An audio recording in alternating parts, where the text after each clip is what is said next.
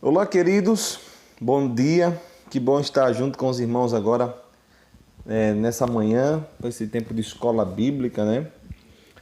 Nossa escola bíblica tem sido aqui pelo YouTube. Eu já peço aos irmãos, aos amigos que estão nos acompanhando, que você se inscreva no nosso canal aí, se inscreve, dá um likezinho aí, para que a gente consiga ter mais ferramentas no YouTube, né? É muito importante que os irmãos cooperem nesse sentido, tá? E divulguem nossa escola, divulguem nossos cultos que a gente tem realizado e vamos nessa manhã ter um tempo muito precioso também de falar um pouco sobre o relacionamento do discípulo de Jesus com o próximo, né? O discípulo e seu relacionamento com o próximo.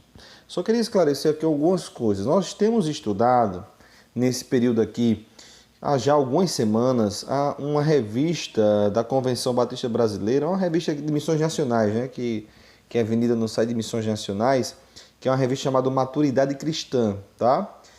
Ela é toda baseada em princípios bíblicos. A gente não vai fazer uma exposição de um texto, a gente vai discutir um tema aqui, baseado em uma das lições dessa revista, tá? Eu comecei a trabalhar essa revista na igreja exatamente com o intuito de discipular a igreja, né? Voltar a uma visão mais bíblica sobre o nosso comportamento, sobre nossa fé. São doutrinas bíblicas para o nosso coração. E nós falamos já sobre muitos aspectos e hoje eu vou falar do discípulo e seu relacionamento com o próximo, né? Com quem está ao nosso lado.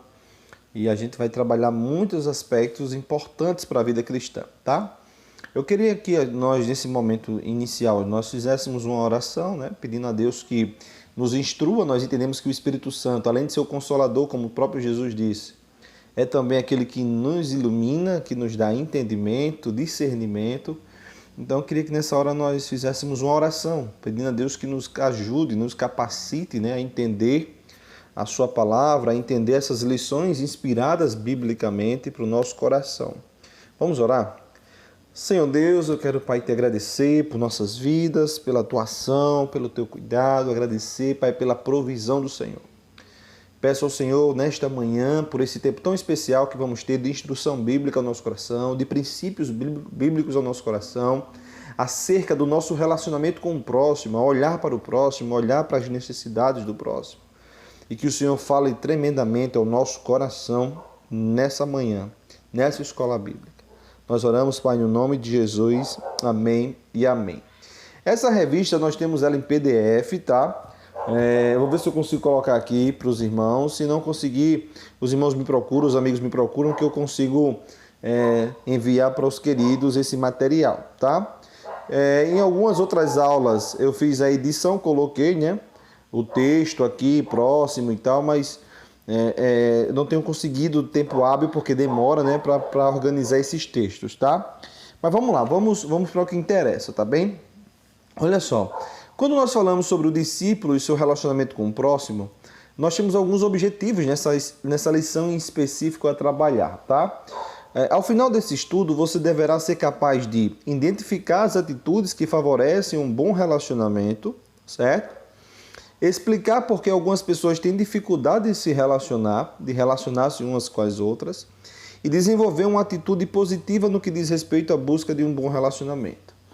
Na verdade, desde o período, vamos dizer assim, do ministério de Jesus, em tudo que ele ensinou, ele deu muita atenção ao nosso olhar para o próximo, olhar para as necessidades do próximo. Jesus olhava com muita empatia para aquelas pessoas que estavam à margem da sociedade. Ele ensinou em muitos momentos aos seus discípulos a importância de você olhar para os outros, olhar para as necessidades dos outros e se compadecer disso. A igreja primitiva, quando organizada, isso lá na perspectiva de Atos, capítulo 2, eles tinham atitudes também que impressionavam quanto a esse cuidado, esse zelo pela vida do próximo, ao ponto deles venderem o que eles tinham e repartir de igual modo para ajudar a comunidade, ajudar as pessoas. Eles repartiam o pão na prática, literalmente, né? E essa perspectiva da igreja, do ministério de Jesus, sobre olhar para o próximo, a questão da compaixão e graça, a questão de influenciar a vida, manter relacionamentos, amar as pessoas ao nosso redor. Jesus até orienta que até os nossos inimigos e aqueles que nos perseguem, nós devíamos orar nós deveríamos amar. Então, olha só a dimensão que Jesus dá para essa perspectiva do próximo, para essa ideia do próximo, aquele que está ao seu lado. Então, quando a gente fala do discípulo e seu relacionamento com o próximo, de fato, as Escrituras Sagradas apontam com muito zelo esse cuidado que devemos ter com aquelas pessoas que estão à nossa volta. Jesus mesmo, em João capítulo 17, quando estava prestes a sua ascensão aos céus, a voltar para o Pai, Jesus ele ora pedindo que todos fossem um, né? Porque só assim o mundo ia crer que de fato o Pai o enviou, o mundo ia crer de fato que ele é o Filho de Deus.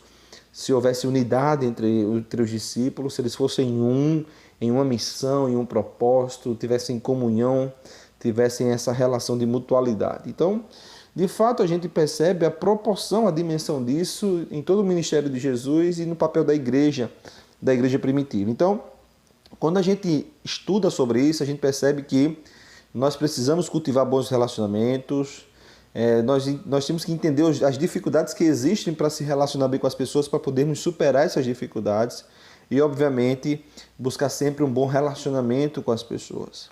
Olha só, a lição diz aqui na introdução, a questão do bom relacionamento entre os seres humanos é algo que sempre preocupou o coração de Deus, sempre preocupou a Deus. Eu não gosto muito dessa frase que Deus se preocupa com alguma coisa, né? De Deus se preocupar, anteceder uma ocupação, porque eu acho que ele já sabe de tudo, né? Mas acho não, tenho certeza. Mas bem, na lição aqui diz que Deus sempre se preocupou com esse bom relacionamento. Eu acredito que a melhor frase seria: Deus sempre deu atenção, né, a essa questão do bom relacionamento, né? Encontramos, né, em sua palavra inúmeros preceitos regulamentadores das relações entre as pessoas. O primeiro problema ocorrido na história dos homens foi um problema de relacionamento entre dois irmãos que acabou em um crime, né? O primeiro assassinato, né? Caim matou Abel, movido pela inveja. A inveja é um dos grandes problemas no relacionamento humano. É engraçado, né? Às vezes as pessoas choram até... Paulo, quando fala sobre os princípios mútuos, Romanos capítulo 12, Romanos capítulo 15... ele vai falar: chore com os que choram, alegres com os que se alegram, né? Então, muitas vezes é mais fácil chorar do que se alegrar. A inveja faz com que a gente tenha dificuldade de se alegrar com a vitória dos outros, que a gente tenha dificuldade de se alegrar com as conquistas do outro.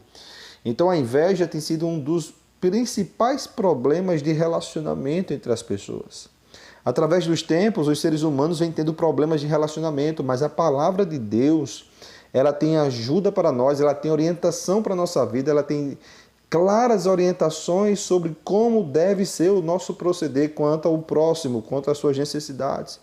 Citei agora mesmo orientações de Paulo na igreja de Roma, e Paulo dá muitas recomendações, princípios importantíssimos sobre o bom convívio, o bom relacionamento. Paulo ensina até a suportar, a cuidar, a tratar com muito zelo essa questão. Então, nós precisamos ter uma atenção muito especial à ideia dos nossos relacionamentos. A Bíblia fala sobre isso, está repleta de exemplos sobre isso. Basta lembrar que os 4 primeiros dos 10 mandamentos se referem à relação do homem com Deus e os outros 6 mandamentos se referem à relação do homem com o seu semelhante. Então, de fato, existe uma tendência, uma preocupação, princípios, valores bíblicos em que Deus se atenta muito à necessidade de você zelar pelas pessoas, de você cuidar das pessoas, de você ter compaixão, empatia pelas pessoas que estão à sua volta. Um bom relacionamento entre as pessoas é da expressa vontade de Deus para o coração, para o nosso coração. Podemos comprovar isso com a abundante instrução de Jesus expressa no Sermão do Monte, quando ele enfatiza tanto a gente proceder, a gente cuidar, a gente zelar, a gente ter uma empatia pelo próximo. Um bom relacionamento com o próximo é tremendamente necessário e ao mesmo tempo muito difícil, mas não é impossível. Como discípulos de Cristo, algumas atitudes nos ajudam profundamente a melhorar nosso relacionamento. E nós vamos pontuar aqui as primeiras lições acerca disso, as primeiras atitudes que irão nos ajudar a manter, a cultivar bons relacionamentos, a zelar por isso, a ter cuidado com isso e assim glorificar a Deus, porque Deus é exaltado, glorificado quando nós temos bons relacionamentos, quando procedemos bem com as pessoas. Deus se agrada disso e isso glorifica ao Senhor. É tanto que a missão da igreja, Jesus deixou para os discípulos essa missão de fazer outros discípulos. Então nós temos que ter empatia pelas pessoas. temos a missão de fazer outros discípulos, né? De levar as pessoas a conhecerem Cristo, o Redentor, o Salvador. Então precisamos levar às pessoas uma mensagem em que a condição que ela está pode ser mudada pelo poder do Evangelho, que mudou a minha vida, que mudou a sua vida. Então precisamos ter o hábito de promover bons vínculos com as pessoas pela missão que temos, mas obviamente por mandamentos também deixados pelo Senhor para o nosso convívio, para o nosso dia a dia. Então, vamos para a primeira grande atitude, a primeira atitude muito importante. Desenvolvam a atitude de humildade. Jesus ensinou até no Sermão do Monte, bem-aventurados os humildes. Desenvolvam a atitude de humildade. O oposto de humildade é soberba e arrogância. O oposto de humilde é aquele que é soberbo, aquele que é pedante, aquele que é arrogante. Pessoas arrogantes não conseguem conviver bem com ninguém. Pessoas arrogantes acabam sendo pessoas que ou são enfrentadas, ou evitadas ou temidas, né? Porque às vezes, dependendo da condição econômica da pessoa, ela passa a ser tolerada, né? Não é amada. Então, uma pessoa arrogante muitas vezes transmite isso. O arrogante ou é enfrentado ou é evitado, mas dificilmente é aceito ou suportado. Às vezes eu acredito que alguns pode até suportar por necessidade. Pessoas humildes são bem mais agradáveis e isso é fato. Tem pessoas que o seu jeito, o seu comportamento nos faz assim, eu não consigo ter argumento para ter raiva daquela pessoa. Eu não consigo ter argumento, eu não consigo ter alguma coisa muito clara que me faça me opor àquela pessoa. Dificilmente uma pessoa que é humilde, uma pessoa que não é que é humilde em tudo que faz, que tem um coração bom em tudo que faz. O coração bom não é que nós sejamos bons, nós somos pecadores, mas o coração bom é aquela tendência que a pessoa tem de reconhecer as limitações, de ser humilde, de dar vez, de ter compaixão, né? E isso leva a ser uma pessoa que cativa fácil as pessoas que estão à sua volta. Pessoas humildes são bem mais agradáveis. Entre os animais irracionais, a humildade corresponde ao mecanismo comportamental conhecido como sinal de apaziguamento. Quando um animal, um lobo, por exemplo, sente-se ameaçado por um agressor de sua espécie, ele pode retirar-se, baixar a cabeça ou dobrar a cauda. É uma demonstração de humildade. Esse comportamento do agredido apazigua o agressor, que para de agredir.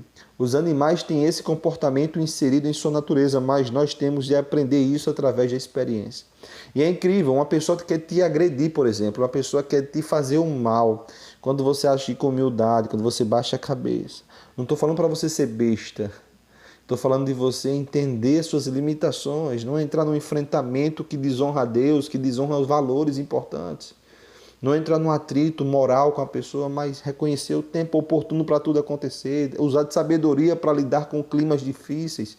Quando você consegue, através da humildade, e humildade ajuda nisso, quando você consegue se livrar dessa situação, a pessoa fica tão passiva, tão difícil uma reação contra seu ato grandioso de humildade, que ela desiste muitas vezes de atacar. A Bíblia fala que a gente vai amontoar brasas vivas na cabeça de uma pessoa quando agimos assim, quando não correspondemos da mesma forma, quando não tratamos o mal com o mal, né? Mas tratamos o mal com o bem. Então, essas atitudes levam aquela pessoa que é o agressor, que é aquele que está te chamando para um conflito moral, muitas vezes, a se sentir perturbado porque é extremamente impactado com sua humildade. Então, isso são reflexos importantes de uma pessoa humilde, e por isso que temos que ter essa atitude. Jesus ensina o princípio da humildade como necessário a um bom relacionamento entre os irmãos. Ele, como nosso Senhor e Mestre, deu o maior exemplo de humildade, lavando os pés de seus discípulos, escrevendo aos Filipenses, o apóstolo Paulo fala do exemplo dado pelo Senhor Jesus. E o lava-pés é algo extraordinário, né? Ele se humilha ali como serve, lava os pés dos discípulos, e aquilo ali é para demonstrar para os discípulos que é muito mais importante ser servo, ser humilde, ter humildade em tudo que fazemos. A gente vive uma época muito difícil porque as pessoas, mesmo na pandemia, a gente vê muita gente arrogante, muita gente que acha que o seu dinheiro, a sua condição socioeconômica faz dela melhor do que os outros. Aí a gente fica analisando. Hoje tem pessoas que se orgulham de ter um plano de saúde. Uma pandemia dessa nos traz uma grande lição. Uma grande lição. Porque estamos na mesma condição. Você pode ter plano de saúde ou não. Se você ficar infectado, você vai ter que pedir a Deus um leito, que apareça um leito para você ser internado e você ser cuidado. Então a coisa é séria. Então isso nos faz olhar, peraí, será que meu dinheiro de fato é o meu Deus? Será que meu dinheiro é um instrumento realmente que me dá conforto? Ou existe algo muito maior que deve ser o tranquilizador da minha alma, é aquele que deve trazer paz ao meu coração, que deve trazer a paz que excede todo entendimento, como Paulo fala. Não é o dinheiro, não é a nossa condição socioeconômica, mas é a nossa condição a partir de um relacionamento com Deus. É Jesus, é o nosso Senhor, é Jesus Cristo que dá paz ao coração dos homens. É Deus, através da sua obra maravilhosa do Evangelho libertador de Cristo Jesus, que dá paz, a cura, que dá ao homem a condição dele viver tempos tão difíceis, mas ao mesmo tempo ele fazer como o apóstolo Paulo disse à igreja de Filipos, mesmo presa em Roma, que ele tinha paz que excedia todo entendimento, que nada mais importava a não ser Cristo, que nada para ele tinha mais valor a não ser Cristo. E essa capacidade, num dos momentos mais turbulentos, de olharmos para a nossa vida e entender que existe um propósito maior, que existe uma razão, que existe um propósito tão bem estabelecido, só acontece quando enxergamos que a nossa vida ela é única e exclusiva para o louvor da glória de Deus. E nisto entendemos e passamos a conviver bem com as pessoas, passamos a zelar pela vida das pessoas, passamos a ter como missão levar às pessoas a mensagem libertadora de Cristo Jesus. Se esses propósitos eles não estiverem claros no seu coração, se o seu dinheiro for a razão principal da sua vida, você nunca vai estar bem consigo mesmo e muito menos com o próximo, porque a sua soberba, a sua arrogância, elas são resultados do seu coração que está preso, decadente, voltado para coisas que são temporais e coisas que perecem. Que Deus te ajude, que Deus me ajude a agirmos com humildade. Agirmos com humildade. Paulo fala isso para a igreja de Filipos de maneira muito tremenda. E Paulo estava preso em Roma. E Paulo fala palavras de esperança, de alegria para aquela igreja, de servir, de sermos humildes. A humildade é tremendamente necessária para que possamos exercitar o perdão. É impossível um bom relacionamento num lar ou numa igreja onde não haja a prática do perdão, pedir perdão e perdoar o ofensor. Você não fica em paz. Eu já passei por situações que eu precisava pedir perdão, mas também que eu esperei o perdão de alguém. E como isso é ruim, a gente não tratar as feridas, a gente não...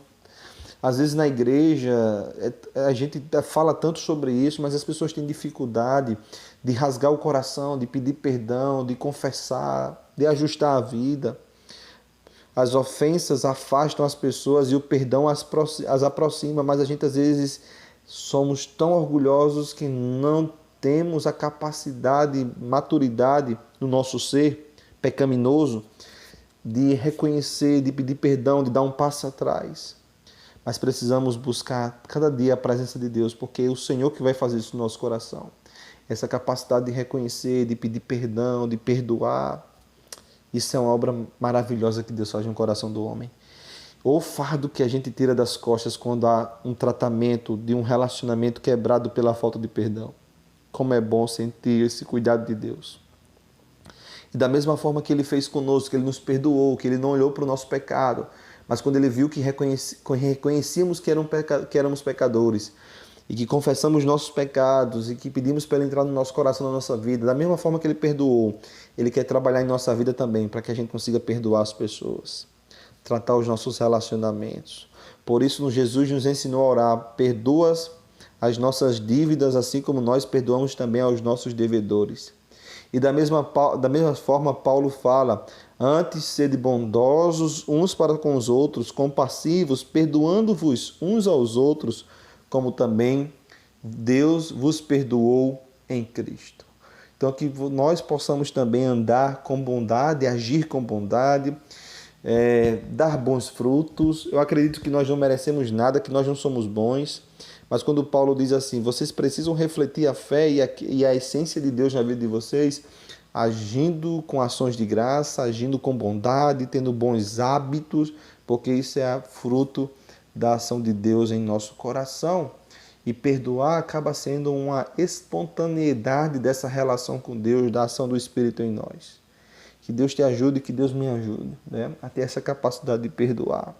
Essa capacidade também que é fruto da humildade, né? De você dar um passo atrás, de você reconhecer, de você pedir perdão. Às vezes o orgulho atrapalha muito essa relação, né? Essa mutualidade, essa capacidade de pedir perdão e de perdoar muitas vezes. A segunda coisa que eu queria que a gente desenvolvesse sobre esse cuidado, essa questão do zelo com a vida do outro, né? Com o próximo, é cultive a autoestima. Cultive isso. Ao falar de dois grandes mandamentos, o Senhor Jesus declarou: amarás o teu próximo como a ti mesmo. E o amor ao próximo é essencial para ter um bom relacionamento. Para ter um bom relacionamento, você precisa amar o próximo. Aliás, na verdade, é a única possibilidade para convivermos bem. Por outro lado, não podemos amar de fato ao próximo sem o amor por nós mesmos. A gente não vai conseguir amar. O princípio diz: amarás o teu próximo como a ti mesmo. Tem pessoas que não se amam. Tem pessoas que tratam a sua vida sem zelo nenhum. Tem pessoas que fazem da sua vida um poço de vícios. Estragam a sua vida com caminhos tortuosos. Decidem e escolhem coisas para a sua vida que só trazem algum dano físico, espiritual, moral, emocional. Nós temos o costume de alimentar nossa vida com coisas que nos só levam para o declínio, para a decadência. Não temos muitas vezes a consciência que devemos amar a nós, amar a nossa condição, amar a nossa vida no aspecto físico, moral, emocional, espiritual. Nós temos que ser referência para as pessoas, mas temos que amar aquilo que somos. Se não vivemos o ideal, aquilo que Deus quer, que Deus almeja para a nossa vida, devemos buscar isso, entender nossas limitações, mas nos amar. Quando nós passamos a amar a nossa vida é porque Deus nos deu uma clara condição. E quando eu falo de amar a nossa vida, amar quem somos, não é a ideia do hedonismo. O hedonismo defende muito aquela ideia da vida em busca pelo prazer.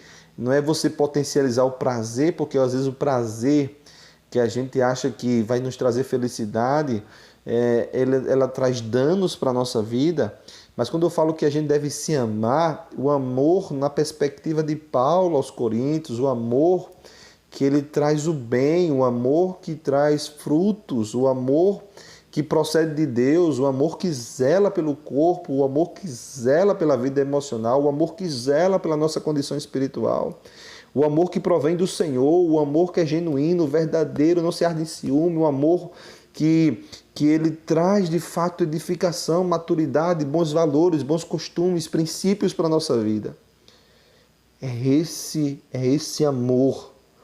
Não é o amor que é banalizado só pela ideia do prazer, o prazer que é inconsciente, o prazer que é danoso à nossa alma, o prazer que eu digo, o prazer na perspectiva mais banal, mais banalizada. Nós temos que ter prazer nas coisas do Senhor. Nós temos que ter prazer em princípios que nos fazem andar de cabeça erguida, sem colocar a cabeça no travesseiro e sermos contaminados pelo peso do pecado.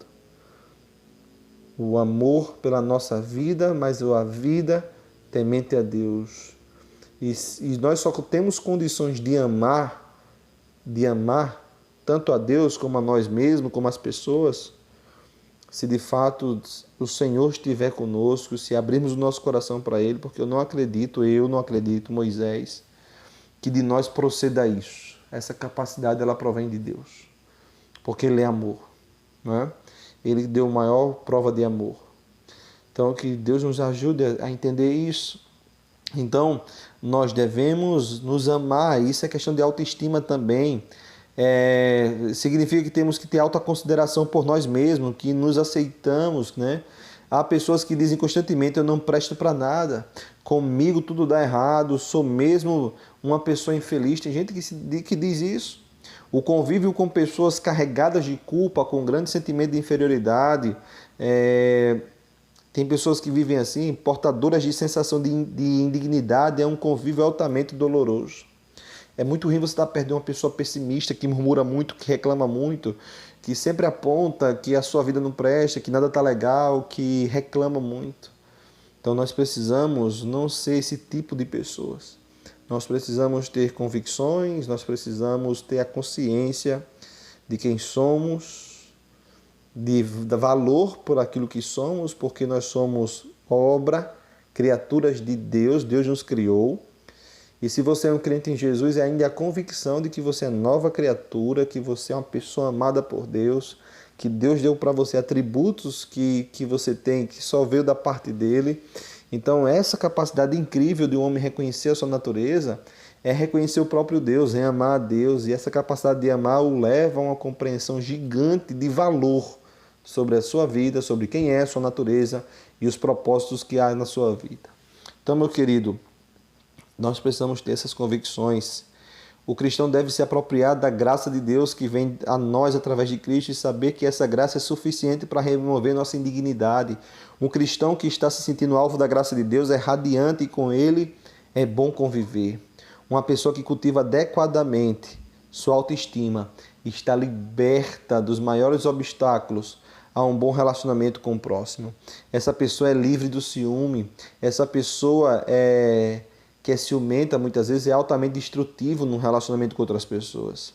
Tiago declara: por onde há ciúme e sentimento faccioso, aí há confusão e toda obra má.